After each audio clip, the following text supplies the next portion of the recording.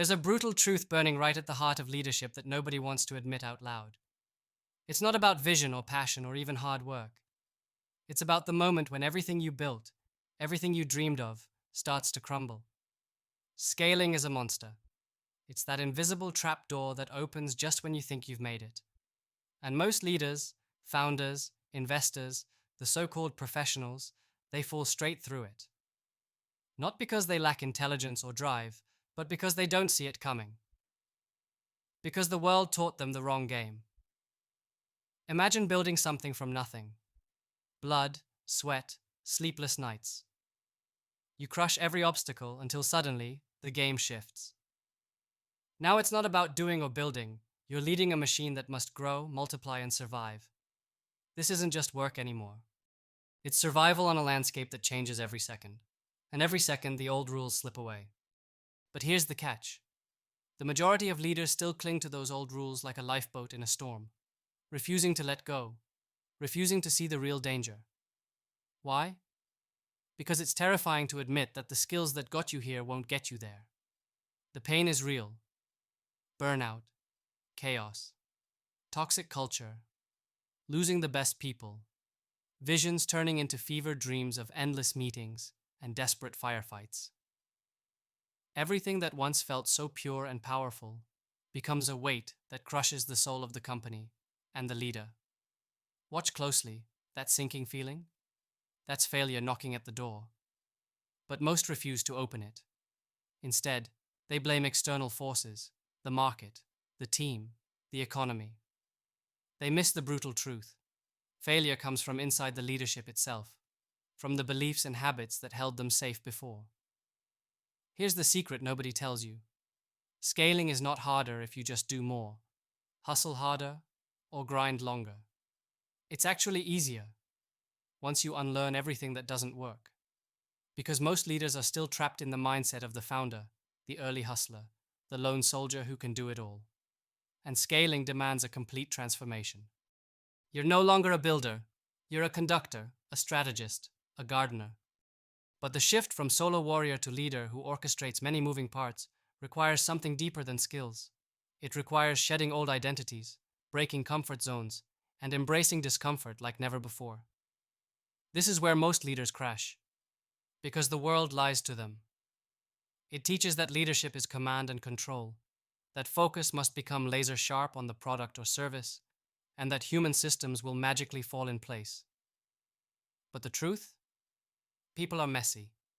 They have fears, doubts, egos, hidden agendas. Scaling means nothing if the people and culture don't scale with it, if alignment isn't forged in fire, if delegation is just an empty word. You cannot scale alone, no matter how smart or talented you are. So what's the fix? How can this cycle be broken before it's too late?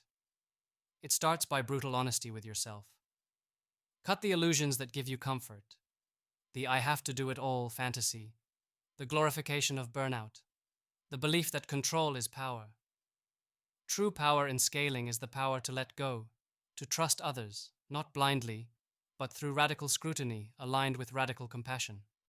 Build your team not as hired hands, but as co-creators who are fiercely aligned with your vision and values.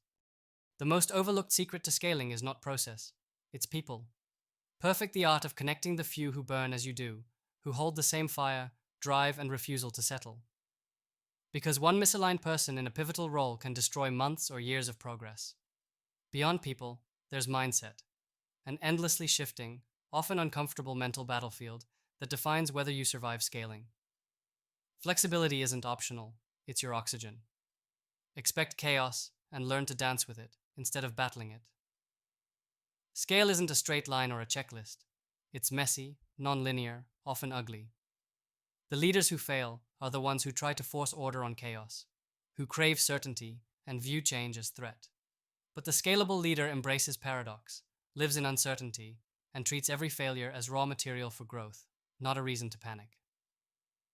And here's the real kicker. Resistance isn't external. It's inside. The silent voice telling you to stop, to settle, to give up.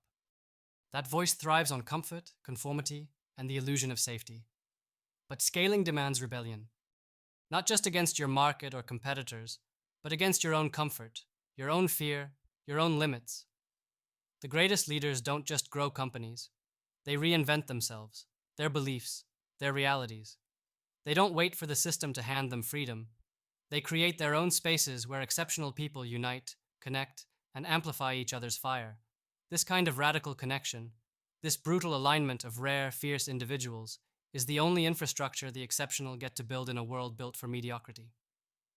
So, if the pain feels unbearable right now, good. That pain means you're still alive, still fighting, still capable of changing everything. You're staring not just at business failure, but at the failure of your own self-limiting beliefs. The invisible chains that hide behind comfort, rules, conformity. The remedy? It's ruthless transformation. Not incremental tweaks, but pure, raw shedding of old assumptions, old patterns. Dare to be sovereign. Take ownership of your will and weaponize it. Question absolutely everything. Every norm, every step, every rule you thought was unbreakable. Because the only thing standing between where you are and where you want to be is the courage to redefine your reality. This won't be easy. Every muscle, every habit, every relationship you've known will resist. That's normal. But patience is your greatest ally. Because scaling is not a sprint, it's the long game. The leaders who fail are those who expect magic overnight, who can't tolerate discomfort and uncertainty. The ones who win are those who commit to becoming over time, who stick to their mission even when no one else sees the fire burning inside them. They build networks, not noise, communities where the rare gather, not masses who seek comfort. They align deeply with those few whose fires burn with theirs, forging explosive synergy that no system can replicate or crush. Listen carefully. This is not about following the crowd or fitting into the boxes the system carved for you. It's about breaking every box and crafting a path only you can walk. About building a life and a company that breathe your freedom, your purpose. Not the copied dream of someone else's success. The scaled company you're meant to lead is not a fortress, but a living organism, constantly evolving, fueled by the relentless energy of those brave enough to reject mediocrity. Your future as a leader depends on being more than a title. It means being a radical shift, a beacon of transformation who understands that systems fail people, but people, united and aligned, can transcend any system. Stop trying to scale what's comfortable and safe. Start scaling the fire, the rare, the real. Build connections where brilliance isn't alienated but celebrated, where every person you bring on board is a spark that ignites something greater. This is how the giants are made, not by playing the same game, but by rewriting the rules entirely. Now imagine that pain, that burnout, that crushing weight you feel right now, transforming it into pure fuel.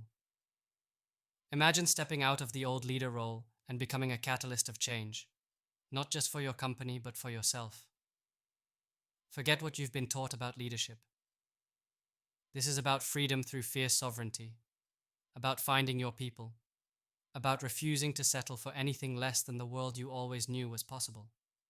The few who dare to become more, who embrace the chaos, align fiercely, and play the long game, they are the ones who rewrite the future and build empires that don't just grow, but thrive beyond imagination. So if that fire inside you is still alive, if that bite of discomfort wakes you up in the middle of the night, then don't turn away. Lean into it. It's calling you to a new battlefield, a new war, the one where you fight for your own becoming, instead of someone else's comfort zone. This is how scaling stops being a curse and starts being the purest expression of your true power. Not because you work harder, but because you become fiercer, sharper, and aligned with the few who burn with the same unbreakable fire. This is not a game for the many. It's a call for the few who will break free, who will shatter every uncomfortable illusion that holds the world hostage, who will build a future that serves those who dare to dream and do more. If you've come this far, know this truth. Failure isn't your enemy. Staying the same is. So rise up, burn the rule book you inherited, and scale not just your company, but yourself. Because this is where leaders stop failing and start transforming everything. And remember, this journey is yours alone to own. But you don't have to walk it alone. Seek out the rare allies. Connect fiercely.